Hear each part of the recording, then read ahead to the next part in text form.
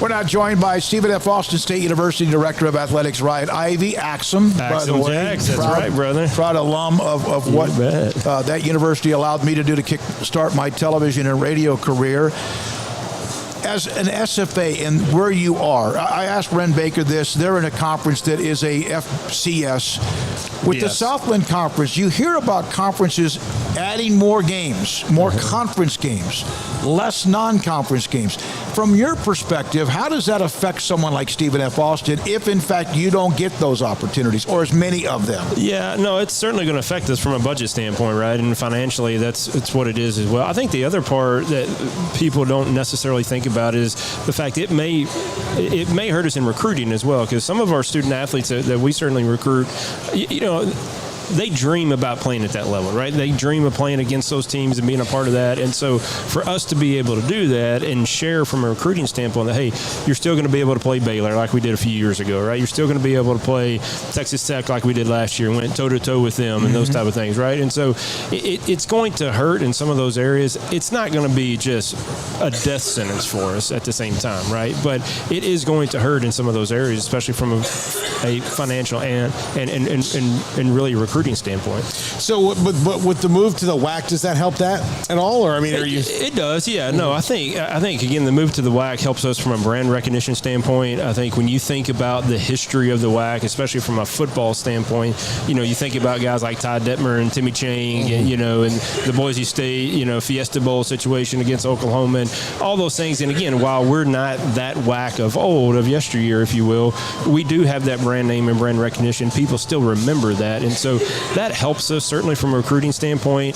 I think it helps us really to elevate ourselves. And you think about it from an FCS standpoint, what we're going into this year with our partnership with the A-Sun is we would have 4 teams that would have made the FCS playoffs last year within this alliance. And so we're really the 3rd-ranked FCS league in the country right now behind the Big Sky and Missouri Valley. And so we've got that opportunity now to really build upon it because of the because of the WAC brand name recognition.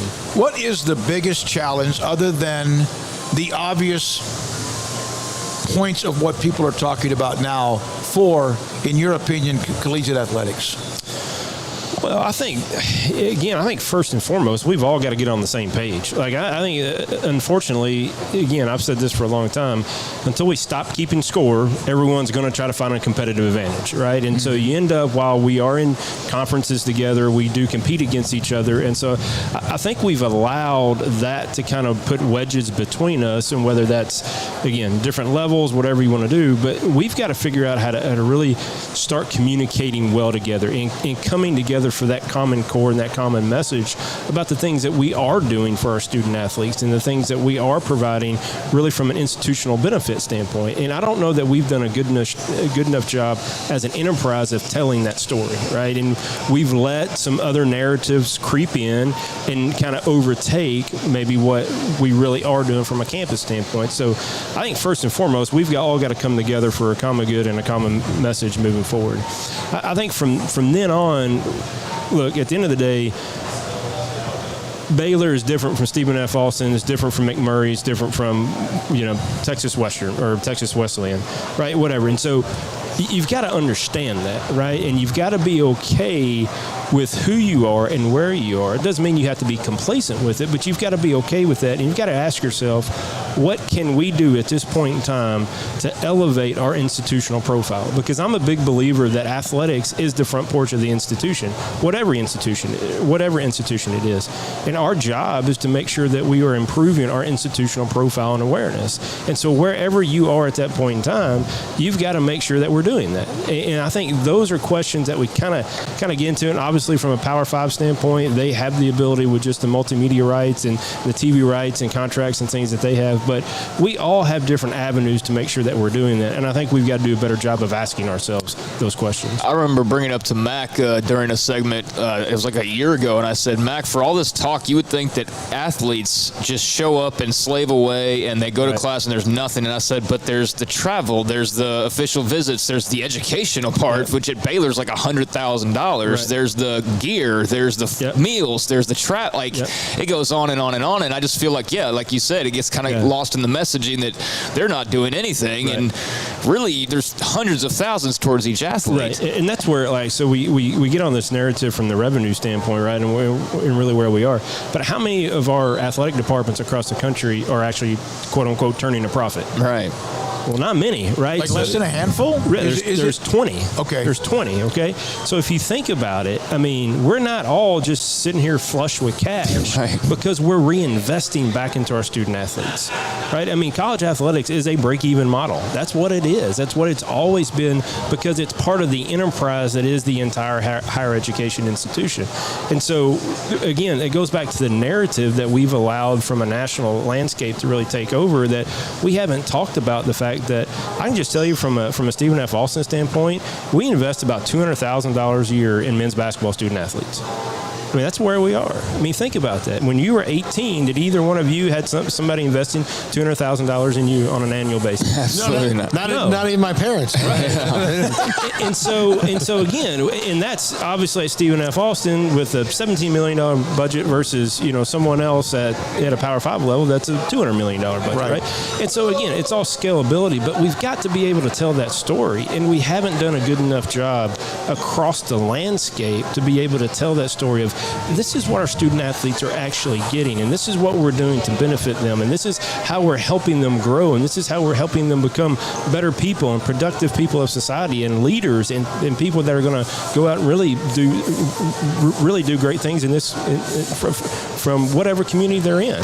Do you feel like education's getting lost in everything? It's almost like the value of a degree means nothing. Like that's just tossed aside, like that's nothing. But it just seems like, I know there's rumor, the scuttlebutt, oh, it's going to turn pro and blah, blah, blah. But is the educational piece being focused on enough, and is that getting lost in the shuffle? I think it is, absolutely. And I think, again, I could just go back to the narrative, and we've kind of let that happen, again, because it's important to keep score, and there's competitive, and there are results, and those are public and for what it is. But we are, athletics as a whole is an education model, right? And there's education with playing collegiate athletics. I don't care what level you are. There's education involved with that. And you think about student athletes in the literature that's out there about student athletes that go off and do great things because of, the skills that they learn on the competition service, whether that's, perseverance, grit, determination. All these things.